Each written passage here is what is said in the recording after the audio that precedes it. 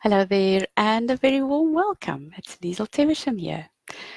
I want to say a few words about the difference between being a highly sensitive person, or for short HSP, or an empath, and on the other hand, being just too sensitive to triggers and things that send us into a bit of a tailspin and make us feel bad and make us want to hide.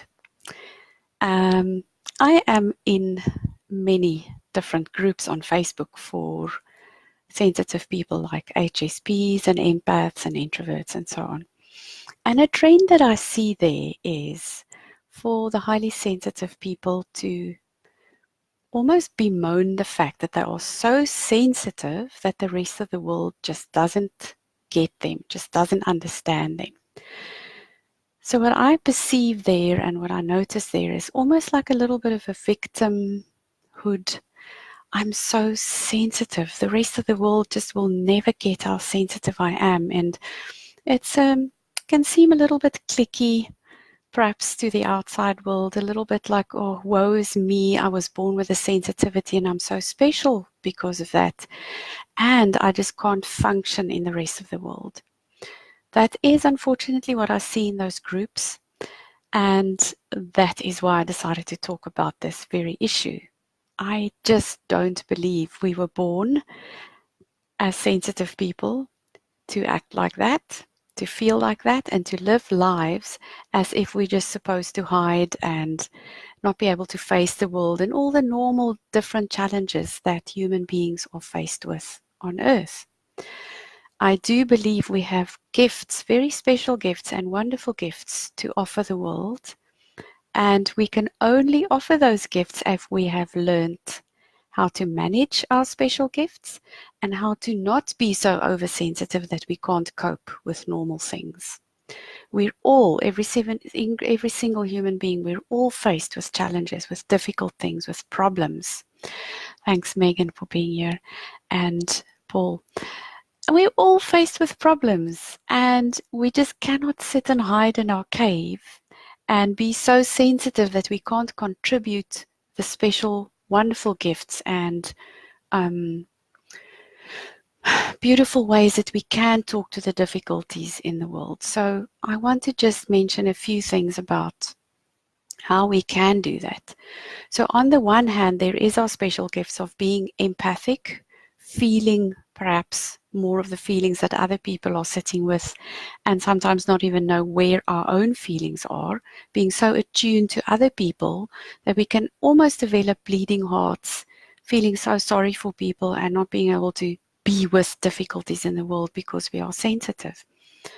That that is one side of the sensitivity. And then another side is when we were growing up as children and we were perhaps very sensitive as children, we might have developed triggers that are more triggerful than for people with a less sensitive nervous system. So that means that we have perhaps more triggers as adults than people who were not sensitive as children. That does not mean we have to live with that forever. That does absolutely not mean that we have to be dysfunctional or non-functional in the world because we are so sensitive. Uh, you might hear that I have a little bit of I'm on my soapbox today, and I just need to speak to this today. So the thing is, every single human being on earth has triggers. It does not matter that sensitive people may have more than others. The fact is that we can do something about that so that we can show up in the world with our sensitive gifts and support the world in very kind ways with huge kindness and compassion. Sensitive people have a lot of kindness and compassion, and that is exactly what we need to bring into this world. And we simply can't do that if we're so triggered around every little corner that we can't bring those special gifts of empathy, compassion, kindness, gentleness, love, and just being there for people in our very special way. So how do we do this? And I keep coming back to my favorite tool of EFT.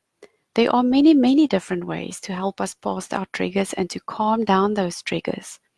But EFT is my absolute favorite way because on the one hand, it is a self-help tool that we can all use every day, even for 10 minutes a day, about the things that were bothersome in our life and about the things that were difficult in our day, about the things that lie ahead in our day that we are feeling a bit anxious or concerned about. So we can use it as a self-help tool every single day to calm down some of our triggers. The other way in which it can be used is with a practitioner, a very skilled practitioner, who can help us drill deep into those childhood triggers that were set up a long, long time ago that we may not remember with our conscious mind. With a skilled practitioner's help, we can go very deep and almost, I wanted to say delete, but it's not quite the right word, neutralize those things that set up our triggers that make us